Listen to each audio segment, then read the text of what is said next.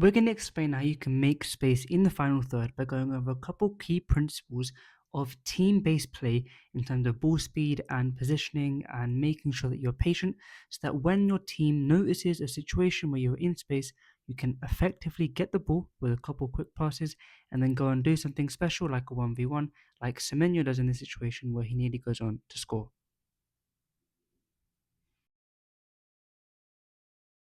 Depending on where you are on the pitch, the defending team is going to respond differently.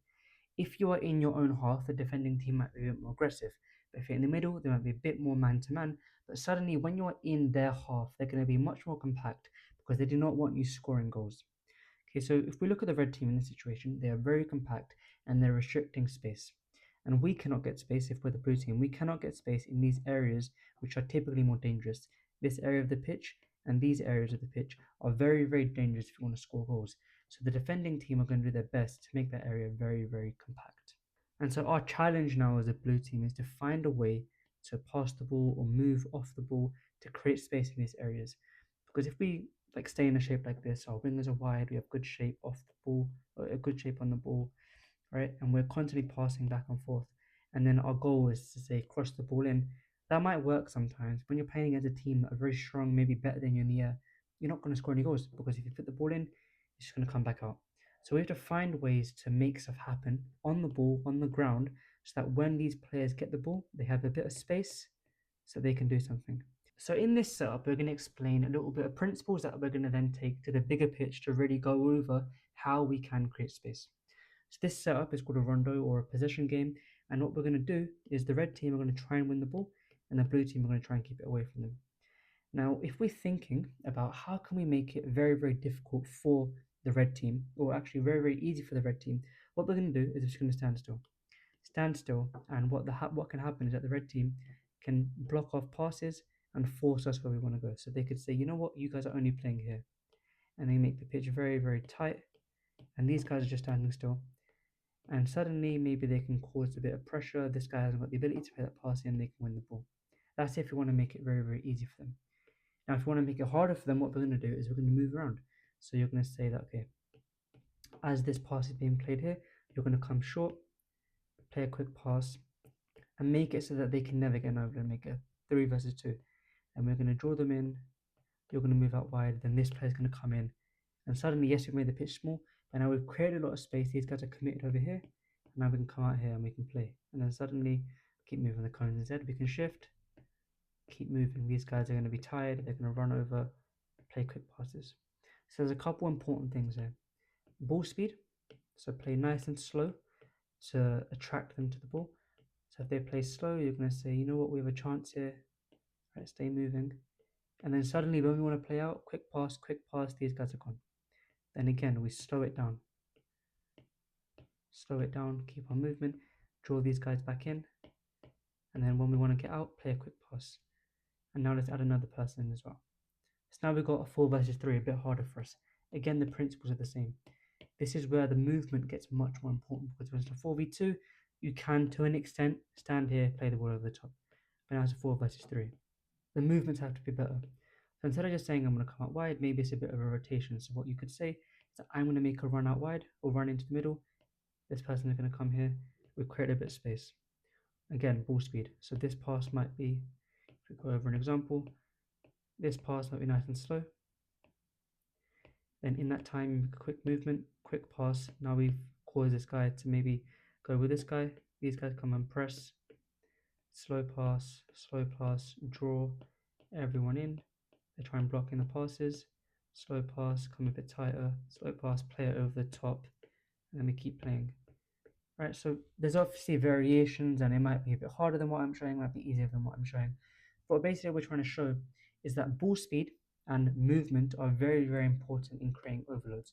Because what we want is to maybe make things like a 3 versus 2 so that we can have an advantage, or even like a 3 versus 1.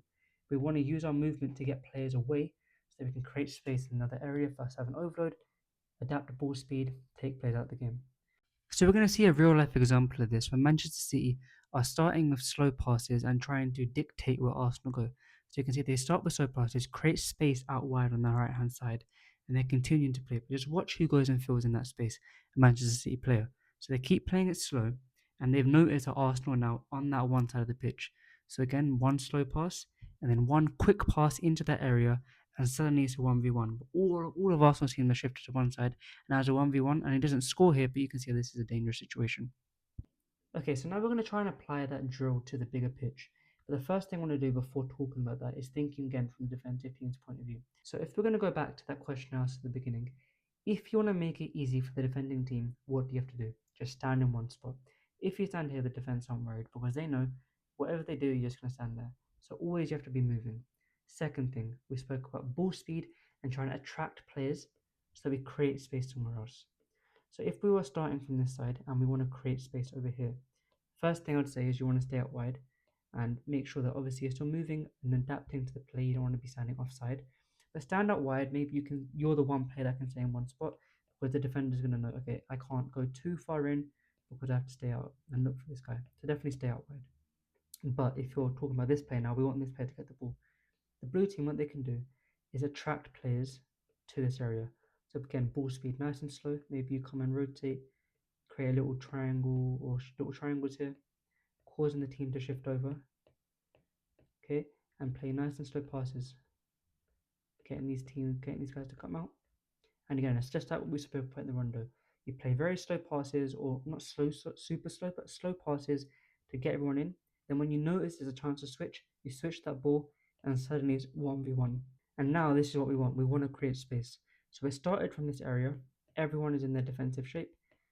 So the red team are in their defensive shape. Okay, everyone's sort of in the right sort of area. What we do is we start by playing the ball nice and slow. Because if we play slow, the red team can say, you know what, we can go and get them. So they push up a little bit. If they're smart, maybe not, but we're assuming they're not that smart. Red team come, and the blue team are playing nice and slow passes. They're shifting over. You as a winger are staying out wide. Maybe the midfielder is going to come and drop a little bit. And then when they notice, okay, they're in the position we want them to be, let's switch the ball, and then we have a bit more space to go and attack. Okay, so there's two key parts to this. The first thing is obviously on the ball, we want to know ball speed, when do we play fast, when do we play slow. The second part of it is as a midfield player, if you want to create space in the final third, you have to be aware that your team's doing this. Sometimes what might happen is you might get so excited, you're like, I want to get the ball, I want to get the ball, I want to get the ball. So you leave this position and you go and play over here. Now, there's nothing wrong with that. There's no rules saying you have to stay in your area.